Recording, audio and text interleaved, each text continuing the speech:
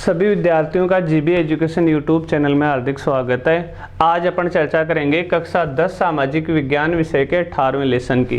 18वें lesson के एक video की तो अपन चर्चा कर चुके हैं और जिसमें अपन ने 4 प्रश्न कर लिए हैं कंप्लीट और आज 5वें प्रश्न से अपनी शुरुआत होगी। एक बार फिर मैं आपको बता दूं, बोर्ड परीक्षा में इस लेसन से एक प्रश्न आएगा। वो एक प्रश्न होगा कितने नंबर का?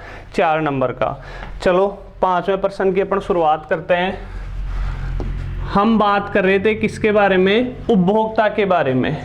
और आज का अपना जो पहला प्रश्न होगा, लेसन का 5वां प्रश्न है, वो है उपभोक्ता के अधिकार। अब आगे चाहे कुछ भी लिखा हुआ है, उपभोक्ता के अधिकारों का उल्लेख करो, उपभोक्ता के अधिकारों का वर्णन करो, आप अपने अनुसार उपभोक्ता के कौन कौन से अधिकार मानते हो उनकी चर्चा करो। जैसा भी प्रश्न आए कितने नंबर का होगा? 4 नंबर का। अब समझना आप, जो उपभोक्ता संरक्षण अधिनियम बनाया गया था कब? 1986 में। उस उपभोक्ता संरक्षण अधिनियम की धारा नंबर 6, उस धारा 6 में किसकी चर्चा की गई है? उपभोक्ता के अधिकारों की। वहां उस धारा 6 में उपभोक्ता के कौन कौन से अधिकार बताए गए हैं, उनमें से अपन 4 अधिकारों का उल्लेख या वर्णन करेंगे। उपभोक्ता संरक्षण अधिनियम 1986 की धारा 6 में उपभोक्ता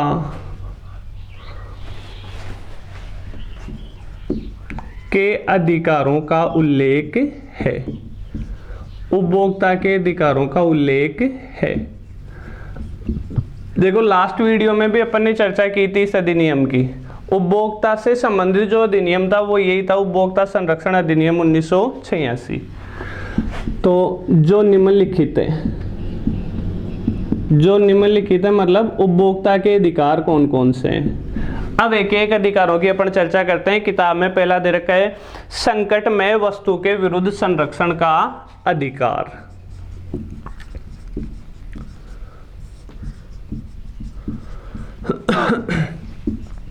संकटमय वस्तु के विरुद्ध संरक्षण का अधिकार। अब सुनना इसके बारे में। देखो, हम बाजार से जो भी वस्तु खरीदते हैं, अगर वह वस्तु हमारे जीवन और संपत्ति को संकट पैदा करे तो उस वस्तु को बेचने वाले के खिलाफ अपन शिकायत कर सकते हैं। किसको संकट उत्पन्न करे? जीवन व संपत्ति को। जैसे मैं बात करूं, खाद्य वस्तु अपन ने कोई मार्केट से खरीदी और उस खाद्य वस्तु में कोई मिलावट है, उस मिलावट की वजह से, क्योंकि खाद्य वस्तु अपन ने खरीदी है तो उसे खाने के काम में लेंगे, अगर मिलावटी वस्तु अगर अगले ने दे दी अपने को तो उससे अपने जीवन को भी नुकसान हो सकता है और संपत्ति को अपने को नुकसान वैसे हो रहा है। इसके अलावा किसी ने अपने को कमजोर सीमेंट दे दी, कमजोर सीमेंट की वजह से अपना मकान बीच में ढह जाता है, तो कमजोर सीमेंट देने वाले के विरुद्ध अपन शिकायत कर सकते हैं, क्योंकि उससे अपनी संपत्ति को तो नुकसान हुआ ही हुआ है, हो सकता है उससे अपने जीवन को भी नुकसान हो जाए। तो यदि कोई अपन ऐसा सामान खरीदते हैं मार्केट से जिससे अपने जीवन और संपत्ति को क्या उत्पन्न हो? संकट उत्पन्न हो, तो उसके विरुद्ध अपन शिकायत कर सकते हैं। तो इसमें लिखना, हम बाजार से कोई वस्तु खरीदते हैं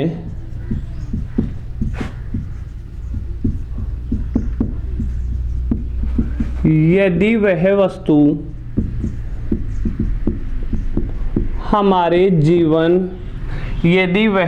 हमारे जीवन या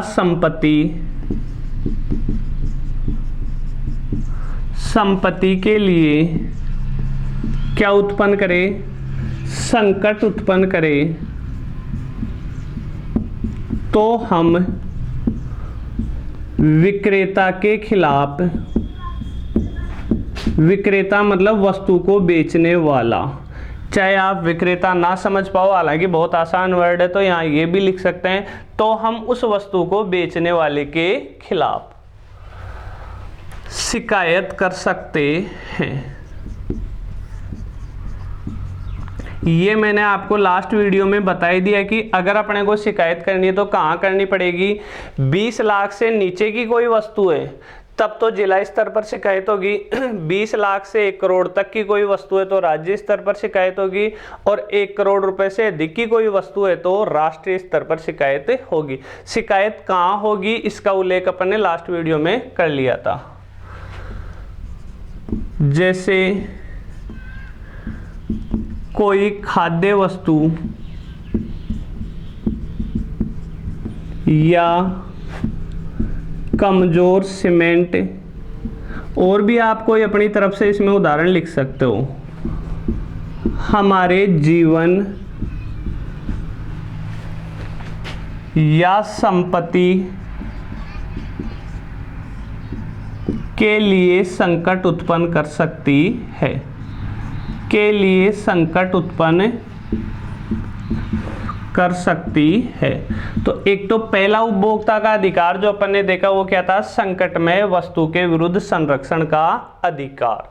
मतलब ऐसी कोई वस्तु है तो उसके खिलाफ अपन क्या कर सकते हैं, शिकायत कर सकते हैं। दूसरा अधिकार होगा जिसकी अपन चर्चा करेंगे, वो अधिकार है कौन सा, सूचना का अधिकार।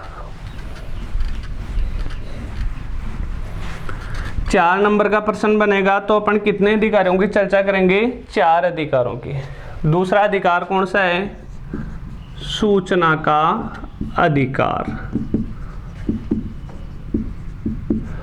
अब सुनना, देखो जो भी अपन बाजार से या कहीं से जो भी वस्तु खरीदते हैं उस वस्तु के लिए हम सूचना, दोबारा सुनना, जो भी वस्तु अपन मार्केट से खरीदते हैं उस वस्तु के बारे में अपन सूचना प्राप्त कर सकते हैं। मतलब जिससे अपन वस्तु खरीद रहे हैं उससे अपन ये पूछ सकते हैं कि भाई ये वस्तु कितनी क्या शुद्ध है, इस वस्तु की क्वालिटी कैसी है, तो उस वस्तु की शुद्धता, क्वालिटी या मात्रा के बारे में अपन जानकारी ले सकते हैं। ये जानकारी लेना ही कौन सा अधिकार कहलाता है, सूचना का अधिकार। तो इसमें लिख देना, जो भी वस्तु या सेवा, साथ में सेवा भी लिखते जाना, हम खरीदते हैं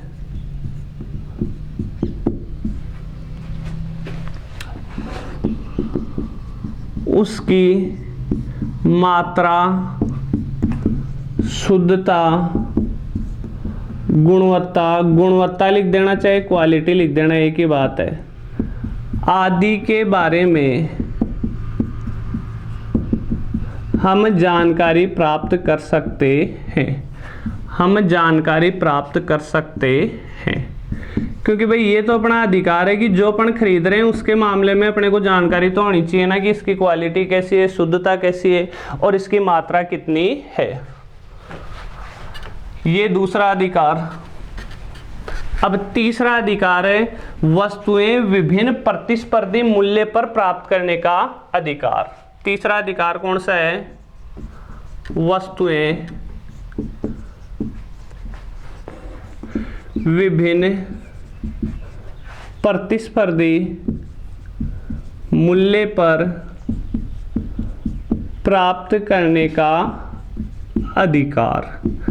अब समझना इसका मतलब, जो भी वस्तुएं अपन खरीद रहे हैं, अगर हम जो वस्तु खरीद रहे हैं मार्केट में अनेक दुकान वालों के पास वो वस्तु उपलब्ध है, तो हम क्या करेंगे, एक दुकान वाले के पास जाएंगे और उससे उसका भाव पूछेंगे कि भाई साहब आपने क्या भाव दी, क्या रेट लगाओगे आप इसकी। उसने बताया 100 रुपये। दूसरी दुकान वाले के पास गए, उसने बताया 100 रुपये। तीसरे वाले के पास गया, उसने बताया 95 रुपये। चौथे वाले ने बताया 90 रुपये। इसका मतलब वो एक ही वस्तु मार्केट में अनेक जगह उपलब्ध है, इस कारण बेचने वालों जो वो वस्तु बेच रहे हैं उनमें आपस में क्या रहेगा, प्रतिस्पर्धा रहेगी, कंपटीशन रहेगा। तो उस कंपटीशन के समय हम वो वस्तु किसी भी दुकानदार से खरीद सकते हैं। तो यही क्या मतलब हो गया, विभिन्न प्रतिस्पर्धी मूल्य पर, मतलब जो कंपटीशन रहता है किसी भी मूल्य पर अपन वो वस्तु खरीद सकते हैं। 95 वाले से भी नहीं खरीदेंगे, 100 वाले से भी नहीं खरीदेंगे, अपन किससे खरीदेंगे, जो वह 90 रुपये में जो वस्तु दे रहा है उससे।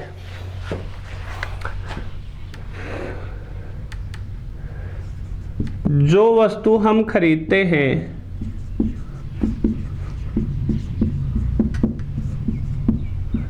यदि वह बाजार में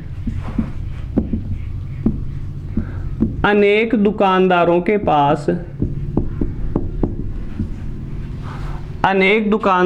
पास उपलब्ध है तो उनमें आपस में, मतलब किनमें, दुकानदारों में आपस में क्या रहेगी, आपस में प्रतिस्पर्धा रहेगी। ऐसे समय में हम किसी से भी वह वस्तु खरीद सकते हैं।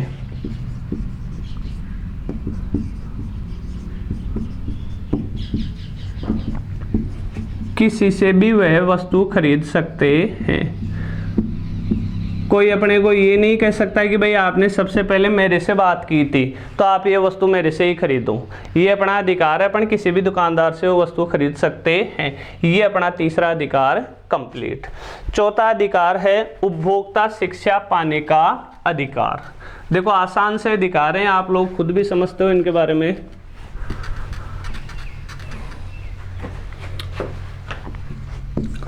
चौथा अधिकार क्या है?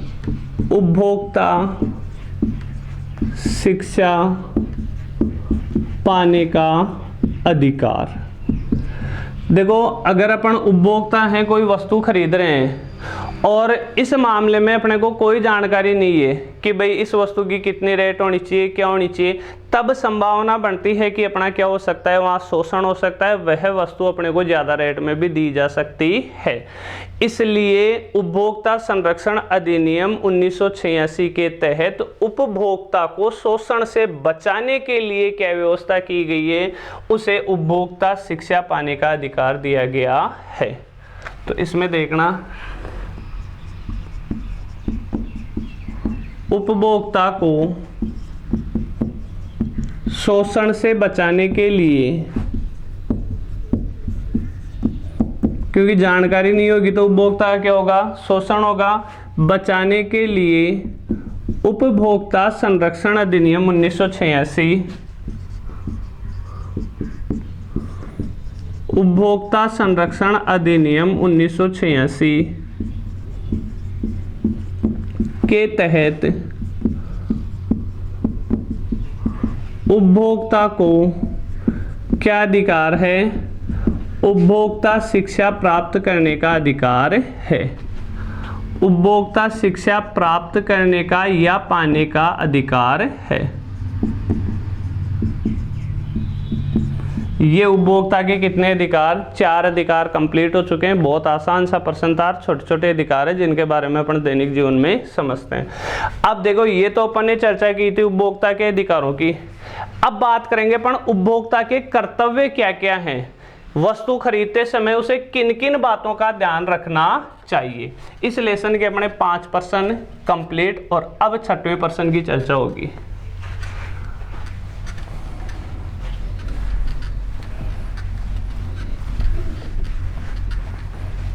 छठवां प्रश्न क्या होगा अपना? उपभोक्ता के कर्तव्य। कर्तव्य का मतलब हो गया कि जो भी अपन वस्तु या सेवा बाजार से खरीदें तो खरीदते वक्त हमारे क्या क्या कर्तव्य होंगे, किन किन बातों का हमें खरीदते समय ध्यान रखना चाहिए। तो सबसे महत्वपूर्ण बात जो तुम्हें ध्यान रखनी है, देखो पहला पॉइंट अपन वही लिखेंगे, जो भी वस्तु या सेवा अपन बाजार से खरीदें उसके मूल्य का तो अपन भुगतान करते ही हैं, उस मूल्य के भुगतान का बिल या रसीद अपने को प्राप्त करनी चाहिए ताकि भविष्य में अपने को पता रहे अगर उस वस्तु या सेवा में कोई कमी रह गई उसके खिलाफ अपन शिकायत दर्ज भी करवाएं। तो अगर अपने पास बिल या रसीद ही नहीं होगी तो अपन शिकायत दर्ज नहीं करवा पाएंगे। तो पहला और सबसे महत्वपूर्ण तो क्या ध्यान रखना चाहिए, जो भी वस्तु या सेवा हम खरीदते हैं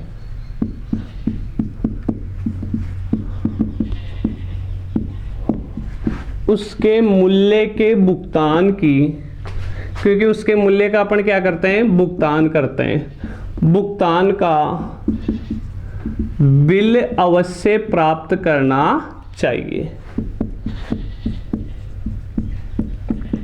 समझ गए बात? जो भी वस्तु या सेवा अपन ने मार्केट से खरीदी, उस वस्तु या सेवा के बिल का अपने को क्या करना चाहिए, उस वस्तु या सेवा का बिल अपने को प्राप्त करना चाहिए। दूसरा अपने को कर्तव्य क्या बनता है, जो भी वस्तु या सेवा अपन खरीदें उसकी हमें पूर्ण जानकारी हो। समझाऊंगा इसका मतलब क्या हुआ। जो भी वस्तु या सेवा हम खरीदते हैं उसकी हमें पूर्ण जानकारी हो। अब देखो, जैसे मैं बात करूं, आज आप लोग ये जो अपनी ऑनलाइन क्लास है नेट के माध्यम से आप लोग वो देख रहे हो। अब ये क्लास लेने के लिए मुझे भी कैमरा खरीदना पड़ा था। अब कैमरे के बारे में मुझे इससे पहले तक कोई जानकारी नहीं थी, क्योंकि कैमरे से संबंधित अपना कोई काम ही नहीं था। अब मुझे पता था कि अगर डायरेक्ट अपन मार्केट में जाएंगे, हो सकता है 20,000 वाले कैमरे की रेट अपने को कोई 50,000 बता दे, क्योंकि इस मामले में मैं क्या था, एकदम अनजान था। तो पहले मैंने ट्राई की है कि भाई पैनासोनिक का कितने का आता है, सोनी का कैमरा कितने का आता है, ये जानकारी प्राप्त करने के बाद में बाजार में जाके कैमरा खरीद के लाया था। तो इससे क्या होगा, मैं खुद को मेरे शोषण होने से मैंने बचा लिया। तो जो भी वस्तु या सेवा हम खरीदते हैं उसकी हमें पूर्ण जानकारी होनी चाहिए। अगर पहले से जानकारी नहीं तो वहां मार्केट में जाके दुकान वाले से जानकारी प्राप्त करो, उसका बिल प्राप्त करो, ताकि वो अपना शोषण नहीं कर सके। अगला तीसरा पॉइंट है इसमें, वस्तु खरीदते समय उसकी गुणवत्ता के चिन्हों को देखा जाए।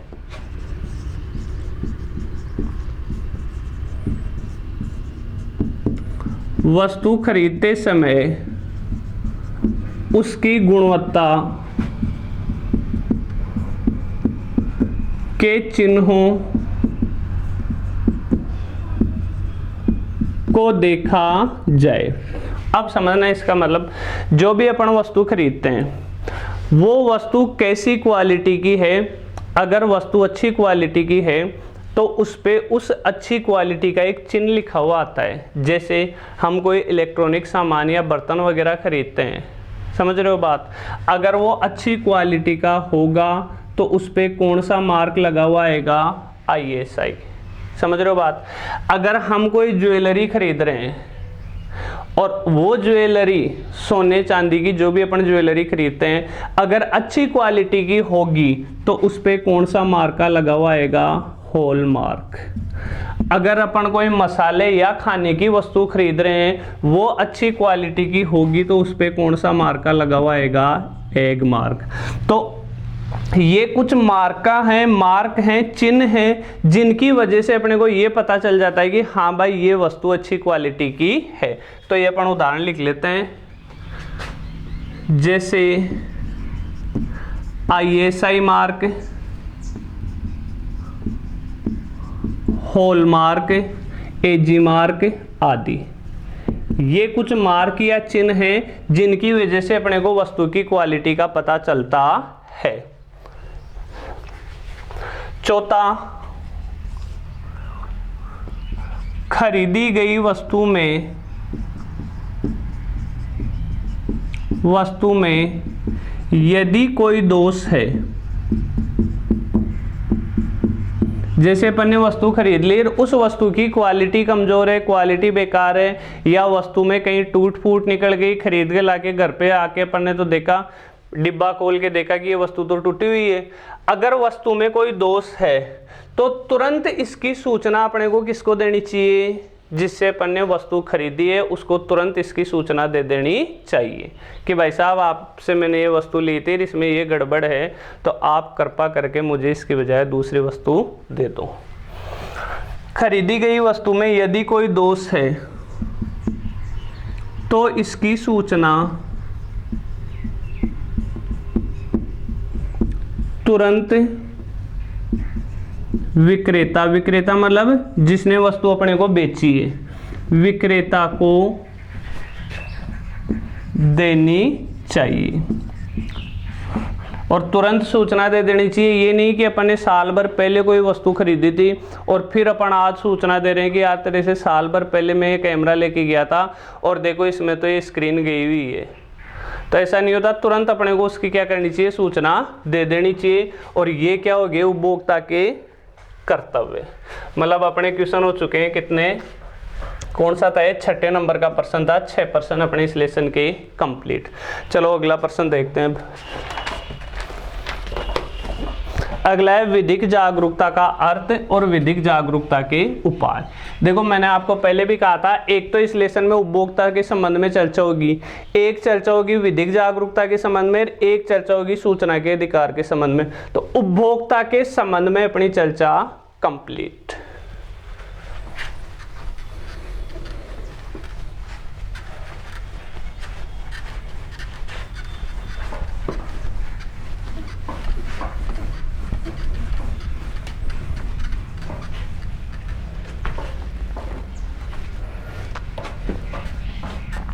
क्वेश्चन नंबर 7,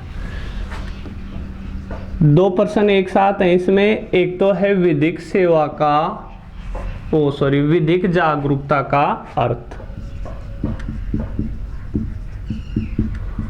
और इसी में अपने को करना पड़ेगा क्या, विधिक जागरूकता के उपाय।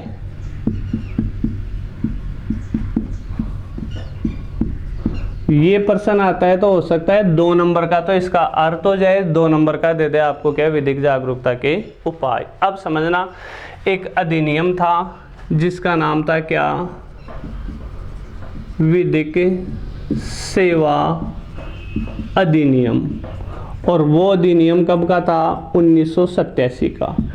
ध्यान रखना, ये उपभोक्ता संरक्षण अधिनियम तो था 1986 का, जिसकी अपन ने चर्चा कर ली है। और अब है विधिक जागरूकता के संबंध में है विधिक सेवा अधिनियम 1987 का। ये 86 का, ये 87 का।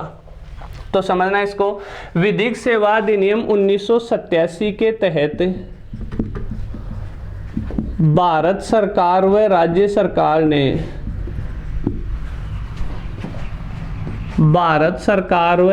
सरकार ने देश के नागरिकों में समानता स्थापित करने के लिए,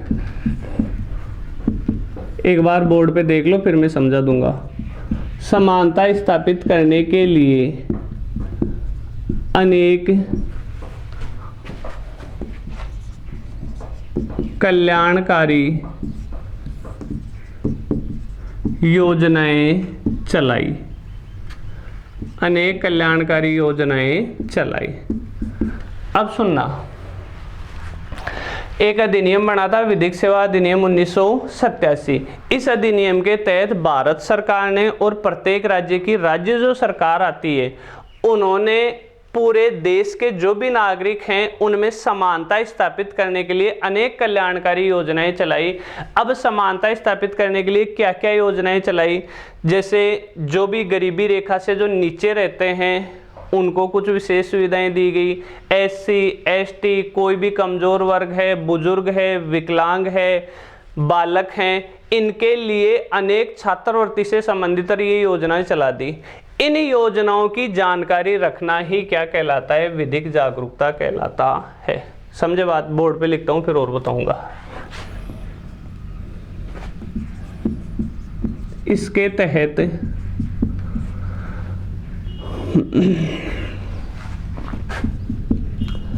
गरीबी रेखा से नीचे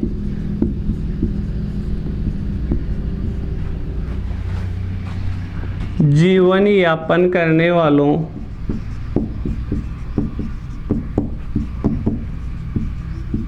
अनुसूचित जाति, अनुसूचित जनजाति,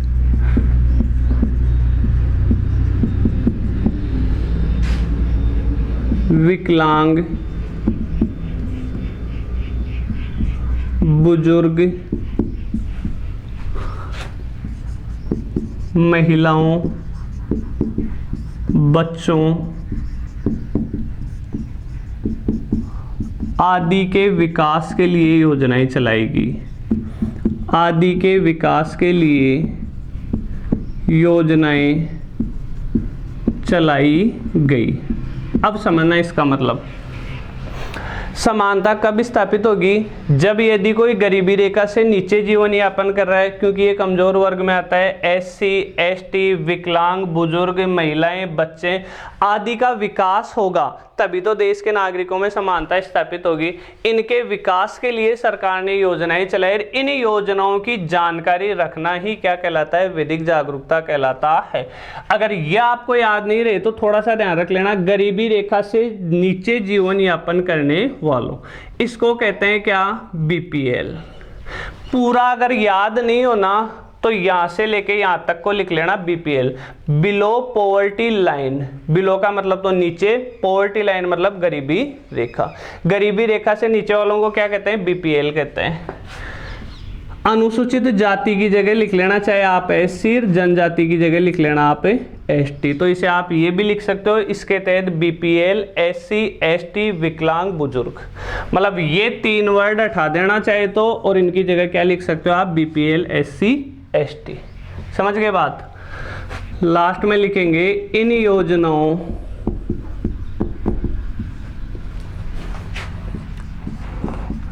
की जानकारी रखना ही क्या कहलाता है?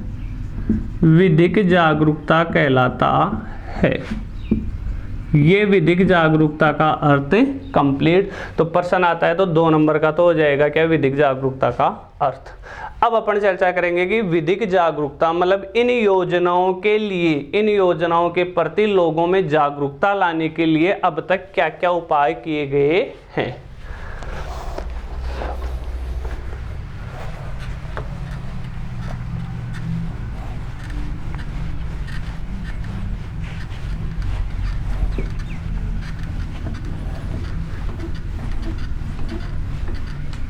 अब उपाय समझना।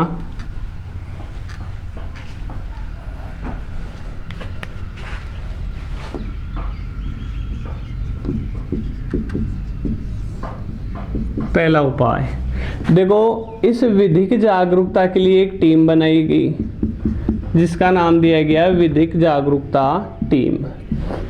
अब इस विधिक जागरूकता टीम ने क्या किया? जैसे कोई स्कूल हैं, कॉलेज हैं या अन्य कोई भी सार्वजनिक जगह हैं, यहाँ जाकर क्या किया इन्होंने? विधिक जागरूकता के अनेक शिविर लगाए, कार्यक्रम चलाए। तो विधिक जागरूकता टीम द्वारा विद्यालयों मतलब स्कूलों, महाविद्यालयों मतलब कॉलेजों तथा अन्य सार्वजनिक स्थानों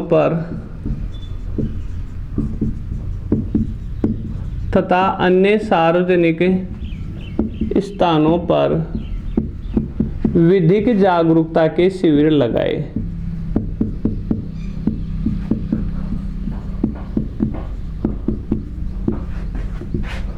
मतलब विधिक जागरूकता टीम आती है स्कूलों में, और स्कूलों में जाकर बच्चों को एक साथ बिठा दिया जाता है और उनको विधिक जागरूकता के संबंध में अनेक बातें बताई जाती हैं। समझ गए बात? दूसरा एक उपाय क्या किया गया? 8 मोबाइल वैन द्वारा गांव-गांव जाकर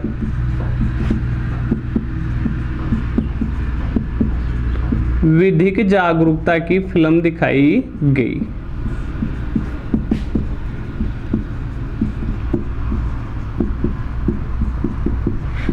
अब समझना इसका मतलब, आजकल तो हालांकि ये टीम कम आ रही है, हम जब आपकी तरह स्कूलों में पढ़ते थे तब एक मोबाइल वैन आती थी, मतलब अपने एक बड़ी बस की तरह एक गाड़ी आती थी और उस गाड़ी में एक पर्दा लगा हुआ होता था।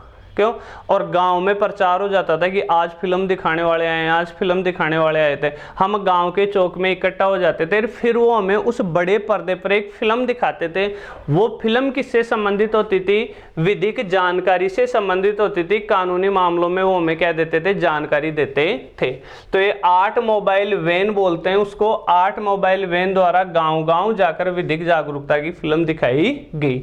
एक विधिक जागरूकता का ये उपाय हो गया। तीसरा अपन बात करें, दूरदर्शन, रेडियो आदि पर कानून की बात कार्यक्रम के माध्यम से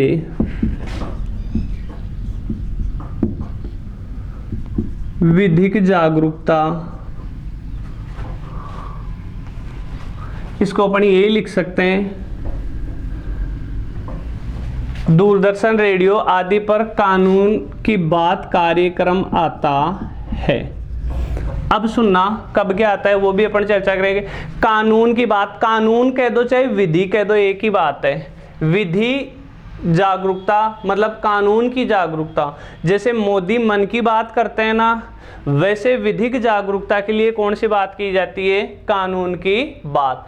अब ये जो कार्यक्रम है ना, ये कार्यक्रम दूरदर्शन पर शनिवार को तो आता है शाम को 7 से 7:30 बजे तक, और रविवार को आता है शाम को 5:45 से 6 बजे तक। मतलब शनिवार को आधा घंटा आता है और संडे को 15 मिनट आता है, जिसमें कानून की बात कार्यक्रम के तहत लोगों में विधिक जागरूकता उत्पन्न की जाती है, लोगों को इन योजनाओं के बारे में जानकारी दी जाती है। तो इस समय भी लिखना कब कब आता है, इसी में लिखना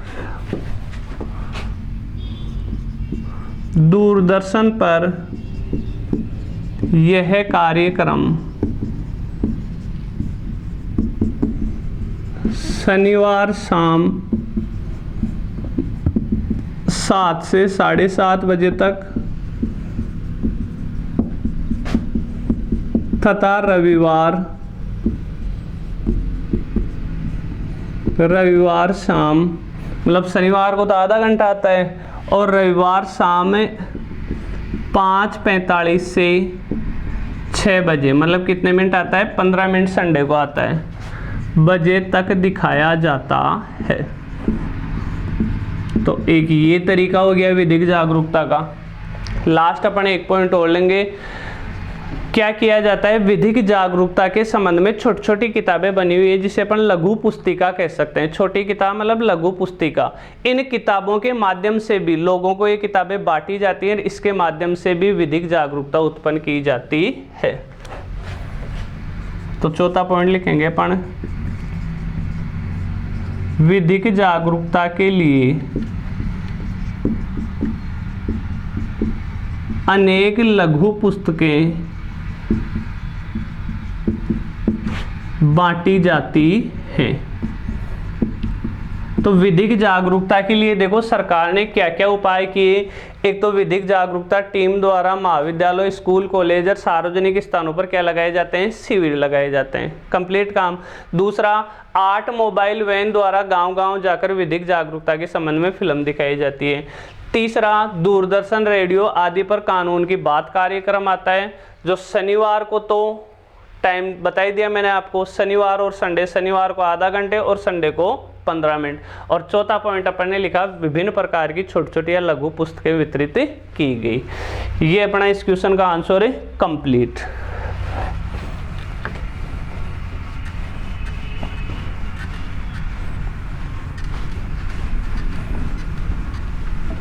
सात प्रश्न अपने कंप्लीट हो चुके हैं। अब अगला प्रश्न है बाल विवाह अधिनियम 2006।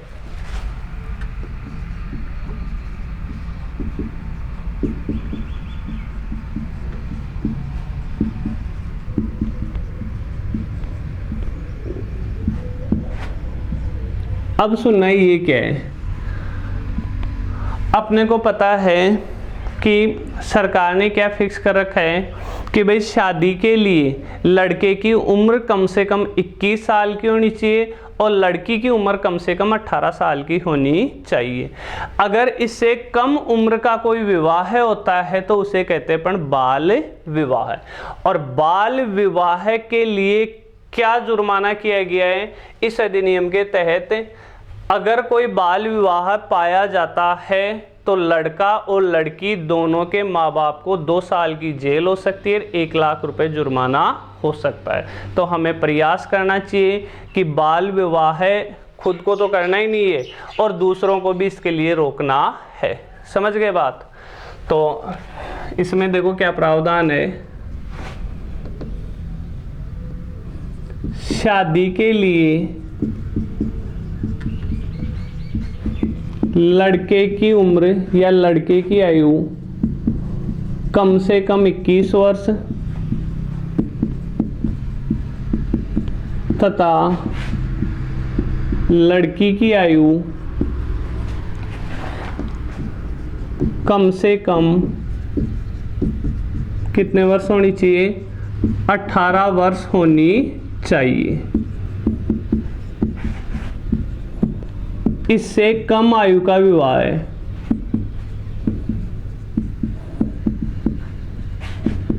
क्या कहलाता है? बाल विवाह कहलाता है।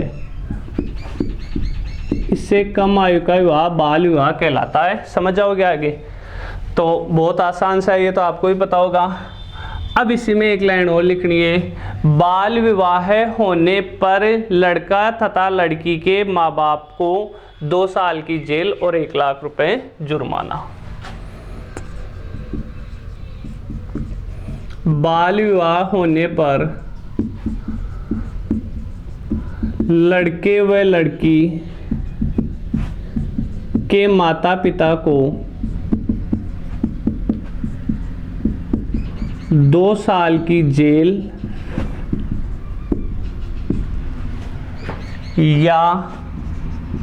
या तो 2 साल की जेल हो सकती है या 1 लाख रुपए जुर्माना या दोनों हो सकते हैं। जैसे देखो बस में लिखा हुआ था ना, रोडवेज बस में, कि बिना टिकट यात्रा करने पर 500 रुपये जुर्माना या 6 महीने की जेल या दोनों। 500 रुपये जुर्माना, 6 महीने की जेल या दोनों हो सकती है। वैसे ही बाल विवाह पर लड़के लड़की के माता पिता को या तो 2 साल की जेल हो सकती है या 1 लाख रुपए जुर्माना हो सकता है या फिर दोनों हो सकता है। समझ गए बात? अब देखो ये अकेला प्रश्न तो 4 नंबर का बन नहीं सकता, छोटा सा प्रश्न है, तो ये 2 नंबर का बन जाएगा। और इसके साथ ही 1-2 नंबर का प्रश्न और मैं आपको करवा देता हूँ। दोनों एक साथ आएंगे तब कि निम्न पर टिप्पणी लिखो। एक तो ये आ गया और दूसरा एक प्रश्न और कर लेते हैं अपन इसी के साथ ही आएंगे, तो ये दोनों साथ आएंगे एग्जाम में। अगला है नकल विरोधी कानून।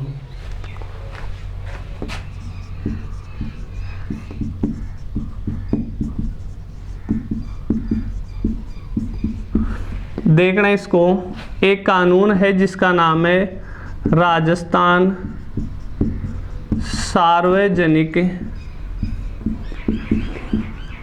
परीक्षा अधिनियम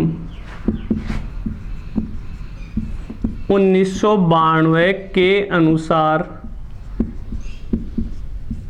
यदि कोई विद्यार्थी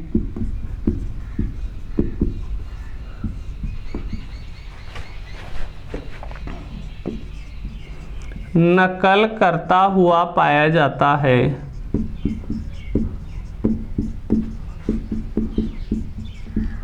तो अब समझना नकल विरोधी कानून कई बच्चों की भी आदत होती है। आप इस आंसर को ढंग से सुन लेना क्योंकि आप भी नकल से बचना। समझ गए बात? कहीं की आदत होती है यार सर फटा रहे हैं, क्या फटेंगे अपन तो टीप लेंगे आगे पीछे से, समझ लेना होगा क्या। ये कानून बना राजस्थान सार्वजनिक परीक्षा अधिनियम 1992। इसमें ये प्रावधान किया गया है कि यदि कोई विद्यार्थी नकल करता हुआ पाया जाता है तो उसे 3 साल की तो कारावास मतलब जेल होगी और उसे स्कूल से भी निष्कासित किया जा सकता है। 3 साल की जेल और स्कूल से आउट। इससे बढ़िया है, नकल करने से बढ़िया अपन फट के पास हो जाएं बढ़िया तरीके से। पाया जाता है तो उसे 3 साल की सजा हो सकती है। 3 साल की सजा हो सकती है तथा स्कूल से भी निष्कासित किया जा सकता है।